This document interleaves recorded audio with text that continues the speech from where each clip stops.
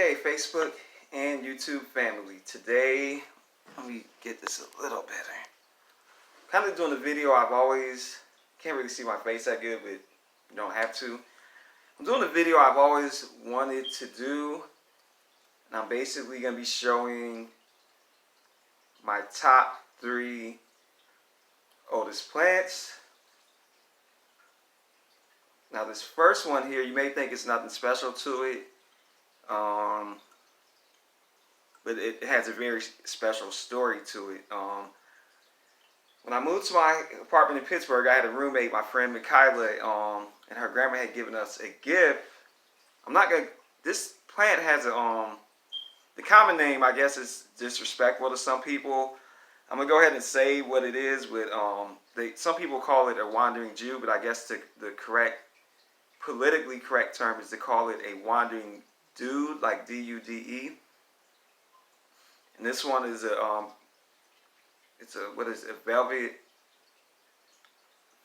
purple velvet leaf variety of it. I've had it now, I would say, almost 5 years, because we moved to that house in 2015, and it was a housewarming gift. The original plant, her grandma had just given her a I guess you can see me if I sit back. Her grandma had given her just a little strip. She said, just stick it in the dirt and it will, it will grow.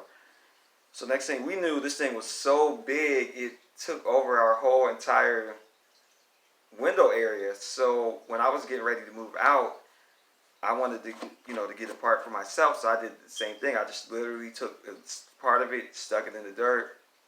That was it. So when I moved to Florida, I did something stupid. I put it outside, and it basically burnt it all except for like one leaf of it. So I kept it, and it didn't die, but it didn't grow. So until I moved to this particular house, and then it just really started doing well. However, anytime I notice my plants getting sick, what I do, I'll split it. So as you see, this is actually the baby plant. The first one was, I guess, what you would call my mama plant, but it's actually a baby of a baby of a baby. So this is like the 4th or 5th time I've replicated it, as I get dirt on my yellow chair. But yeah, this one is really, really taken off. It's my favorite plant. I should say my favorite, but it does mean a lot to me because of the fact that her grandma is no longer living. So I look at it like, if I keep part of the plant alive, it's somewhat respecting her grandma's, not respecting, but honoring her grandma's memory. Now this one here it's my bird's nest, Sansevieria. I had this about 4 years, and this was another one that I got when I was living in Pittsburgh. So when I moved here to Florida, I took it apart with me and do everything I can in my power to keep it living. And when I noticed, as always, that it was getting sickly, I split it, and this is the baby. If you look, the baby is doing almost better than the mother plant. And I just have it in this standard nursery cup, and it's doing very good. You see, it's like upright. It's pretty tall. On camera you might not can realize how tall it really is. And of course, it's kind of heavy.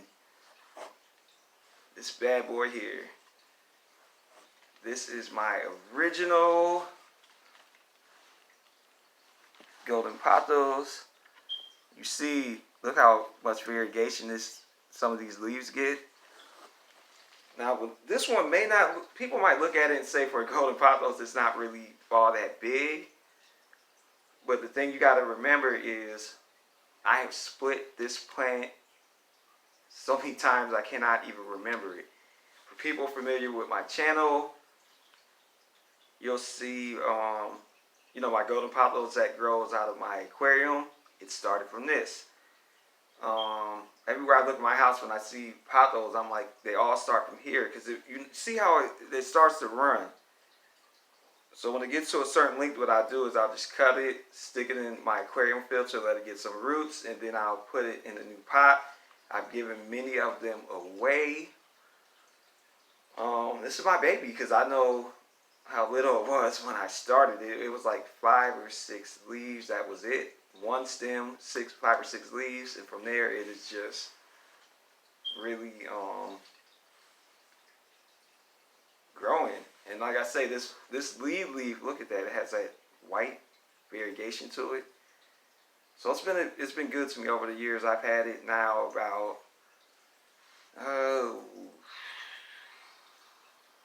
3.5, 4 years, something like that. But as we get into 2020, that is sliding to about almost 5. So I'm gonna give it a kiss. Makes me happy, you know. This was like the start of my plant obsession. Once I got good at keeping these alive, it just, you can't see all behind me because of the chair, but I'm currently at 142. I'm trying to think if that includes my aquatic plants. I'm not sure, but yeah, I'm at about 142. I got about 13 outside. The rest are inside.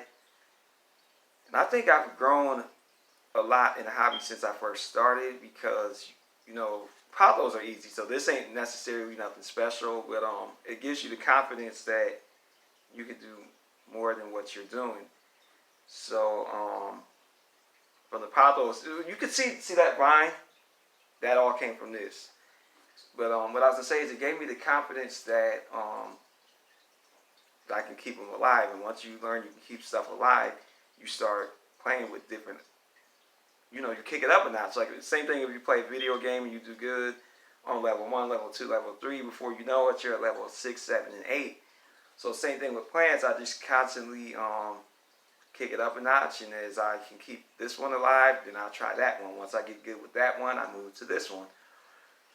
So this is where it all began. My little golden pothos is not little no more, and it has produced many, many, many, many babies. So just thought I would share that with everyone. My top 3 oldest plants in the beginning of my plant obsession.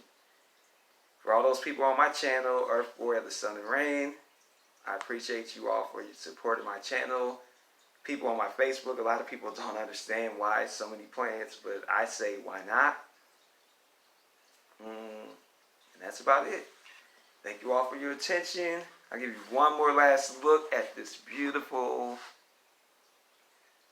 half green, half white leaf. All right, people, thanks a lot.